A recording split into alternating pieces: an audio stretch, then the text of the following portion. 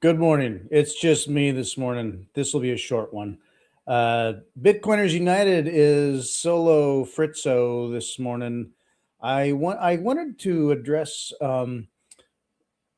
thoughts that new Bitcoiners or newish Bitcoiners, people who haven't pondered down the rabbit hole of what is money so much, and what drives the incentives in the world. The title of the podcast here, Charles Munger's quote, "Show me the incentive and I'll show you the outcome." Look at the outcomes and ponder the incentives. That's what drives a lot of this world. So then what is money?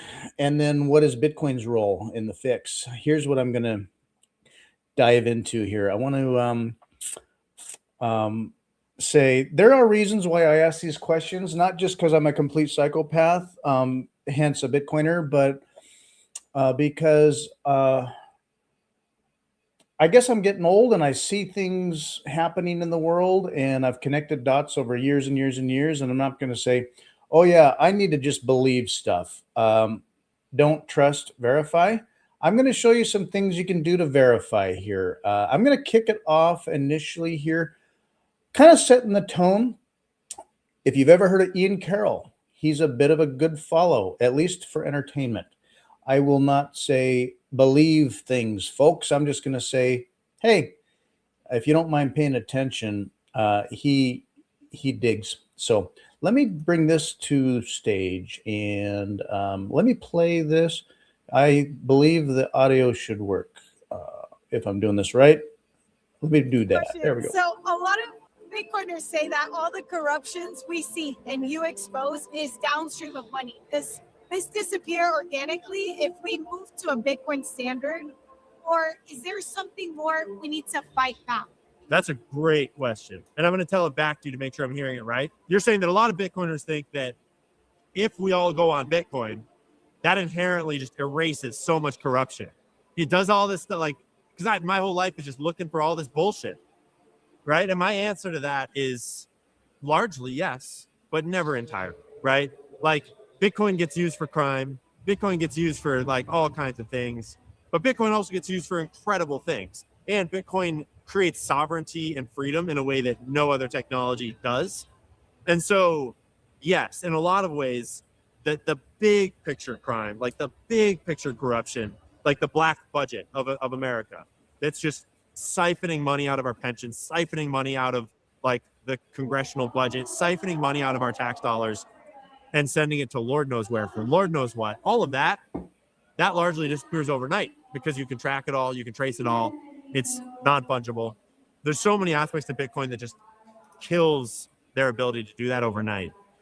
Unfortunately, I don't think that we're ever going to get the government to, it is going to be a long fight to get the government to give themselves an audit trail like that, because we're up against all the trillions of dollars of dark money in this world that will literally kill to keep the system in place. But even if you just get regular citizens the ability to hold Bitcoin, the ability to understand Bitcoin, and the popularity for Bitcoin to spread to businesses, to commerce, some amount of literacy, right? That gives us all the option, the choice, right? And ultimately, I think that the unfortunate truth in my mind is that you can't force change. You just have to provide the opportunity for change. Because if you're trying to teach someone something, you can't force them to learn. You have to give them the opportunity to learn. And if we want our whole... Let me leave it at that for now. I don't want to make my content Ian Carroll's content, but he's a Bitcoiner. He brings up some good points. Why would a Bitcoiner bother to worry, concern themselves, think about the nature of, the deep state? Sounds like a conspiracy. I just want to be positive and happy. I am a positive and happy Bitcoiner because I think we can see more clearly, and with clarity of sight, there, well, let's just say it's not always easy, but let me jump over now to, okay, remove that. Okay. I'm still learning how to be a professional podcaster. Well, it's my system here too. Okay, stop that. What is money? Why do you Bitcoin? At a deeper level, why would an established system fight Bitcoin? Why have they always fought every empowering technology that might provide freedom to people? Well, that's an interesting thought. Let me bring up, do I have to do the whole window? Yes, the whole window. Where's that whole window? Okay, here we go. Here's the whole window. You can go to the Department of Justice website. This may have been in the news lately that you've heard about. Is this looking correctly? Okay, yes. Department of Justice website. justice.gov/Epstein. That's all you need. Now, this is the establishment website front-facing provision of information. Now, I will show you, when you go here, there's a ton, and there's a ton for distraction. Court records, plenty of information. They're dumping everything out here in a way, and I will say they're dumping of everything out here. I'm saying they're dumping like what, 1% of what was what they got, which was probably 1% of what wasn't destroyed. So these are just scraps. But if they don't want to go to prison, which they won't because they don't prosecute themselves, there was the Epstein Files Transparency Act, House Resolution 4405. If they don't comply with this, they're in violation of the law. And I guess they could send themselves to prison. Okay. You can look at this. There's also FOIA requests and rabbit holes to go down there. I think the meat of a lot of stuff is here. Go to DOJ disclosures. No, I'm not a robot. Thank you. And so let's see. Oh, yeah. Epstein Files Transparency Act. Oh, yeah. So the first phase was that bullshit file folder thing that was like everything we already knew that was a nothing burger. The Bureau of Prison video footage, you can go in there and look at like, I don't know what, 10 hours of nothing footage of the wrong cell. So there you go. I haven't gone into that. We're going to start with the Epstein Files Transparency Act. That's the one that Thomas Massey and the other dude, I can't remember his name. Oh, geez. Anyway, they helped really push that and was voted unanimously. Release the files. So they released them in data sets here. You probably heard various interesting things about that. Redactions, ridiculous redactions, attempted redactions, non-redactions, and supposed to redact victim information while they're redacting protected high status individuals as well, and not redacting people that they don't mind throwing under the bus. So there's all that. Anyway, there's a bunch of files here, and when you go in there, it's just a mess, and it's not organized, and you'll say, why did I do this? Why am I wasting my time? I'm a Bitcoiner. I don't want to melt my brain and stare into the abyss because it has peered into me, and this is no good for my mental health. So I understand that. Don't do it. Don't do this, folks. I'm just going to show you what you can do and why people talk about stuff. There's a cool guy, Reese Sullivan. He is working with this tool. I'm going to say it's called Vercel. He appears to be a genius to me. He has put together, using the tool Vercel, you can go to epstein-files-browser.vercel.app. This is a link. You can go to this link. It's organized. All of this stuff that was over here, which is coming out in these zip files, hard to organize, navigate, search, view, blah, blah, blah. If you want to drive yourself crazy, download these and click, click, click.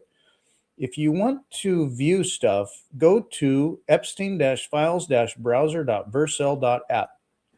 Here's what your tax dollars are funding. Why we Bitcoin? Oh, yeah, let me remind us about the money.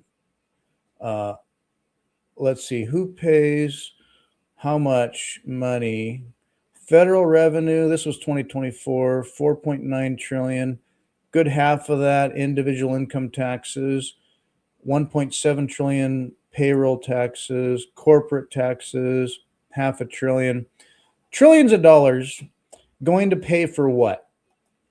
Where did that graph go? Oh yeah, here's a graph. Here's the national debt of the United States. Let's see.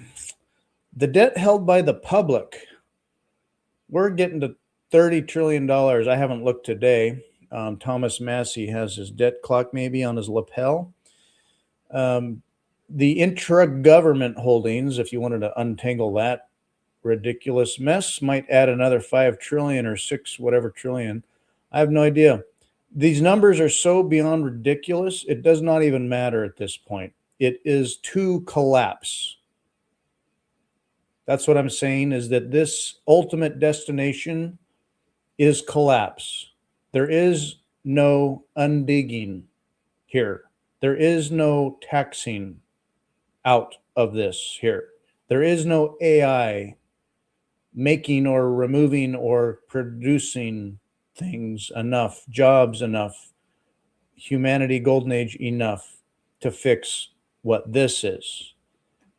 So it's kind of like, you heard that the universe is big. There is a stat I will toss at. So just try to imagine the size of the universe. Can you do that? Can you imagine how big the, okay, you can maybe imagine the solar system. And I'm going to tell you, you're not doing that, but try to imagine that. Then try to imagine the Milky Way galaxy. Then try to imagine sort of our cluster that we're in. And then try to imagine like the universe that's visible to us.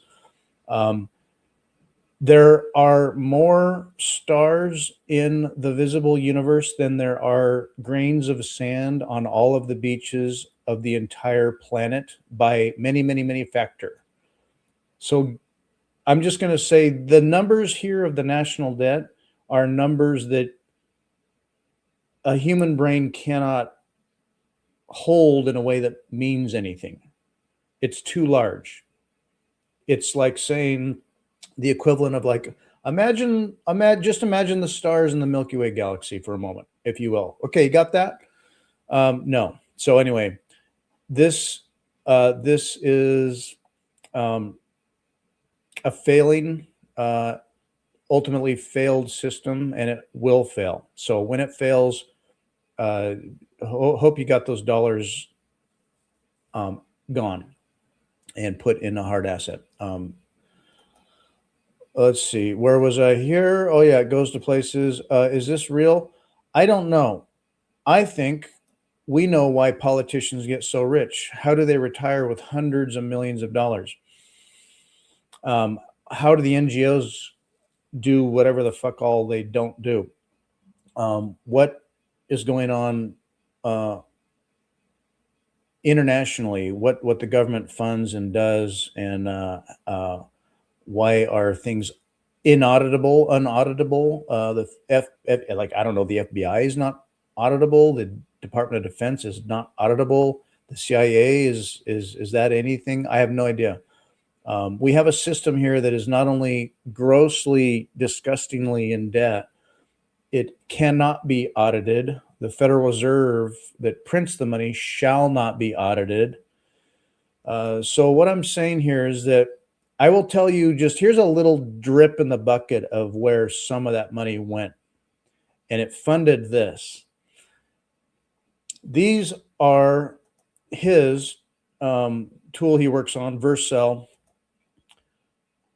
view on that dump of garbage that the federal government gave you. This helps organize it.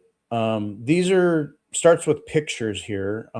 It's kind of handy. If you wanted to sort by the collection that the government gave us, it's volumes 1 through whatever. Maybe they'll add to that as they redact and cover up the conspiracy. I'm saying, yes, it's not a theory.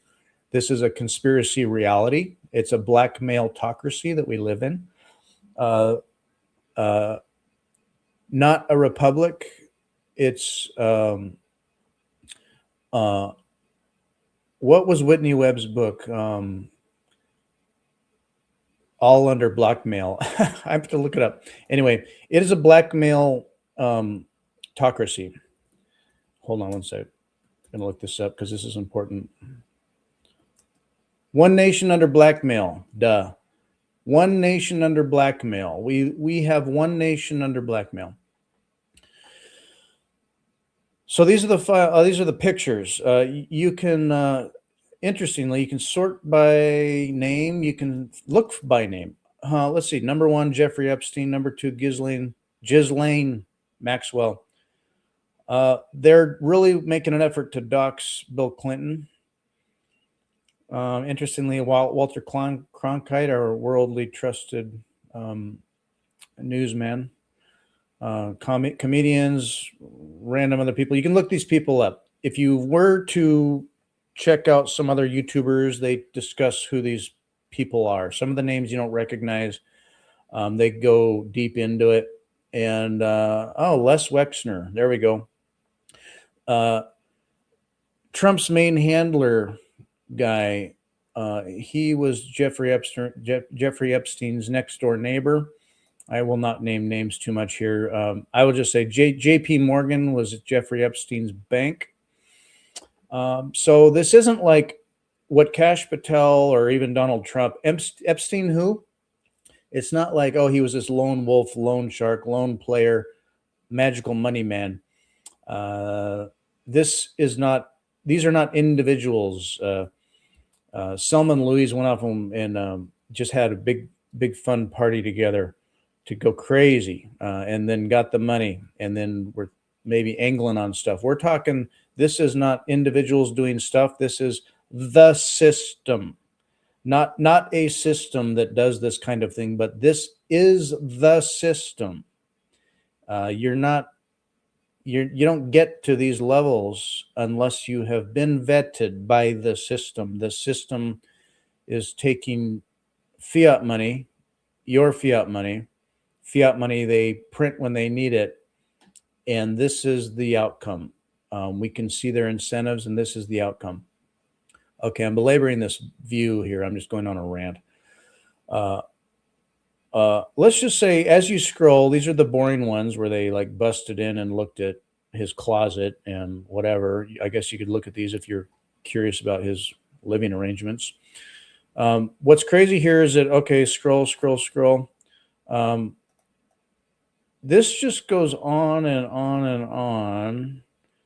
I don't think it's, oh, there's some creepy pictures. I won't hover upon too much for too long. We do get down into pictures of people. Not yet. So there's just a crap ton of stuff here. Oh yeah, and if you follow the money, it'll lead you to foreign entities. The money comes straight out of a particular foreign entity. So that's not really a mystery anymore. It's clearly a mystery to mainstream media. It's just very, very hard to see it because it's hard to avoid it. But avoid it they do. If you like looking at Epstein, here's pictures of Epstein. Here's random pictures of other people. So anyway, you have to get down a ways, but now you start seeing like, who are these people? There's actually some very weird pictures, and some, well, anyway, scan if you will. Actually, yeah, you don't want to. I can't hover upon some of this. Some of these files are color marked by. I can't say the word P file, I don't think, but I'll call them PDFs. So these orange colored PDFs designate the PDFs, which are the P files.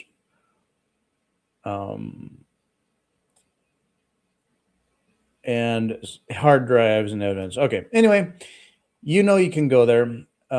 So I told you about my metaphor of trying to get your mind around all this, which you can't because it's too evil. It's too dark. You, like me, are a good person.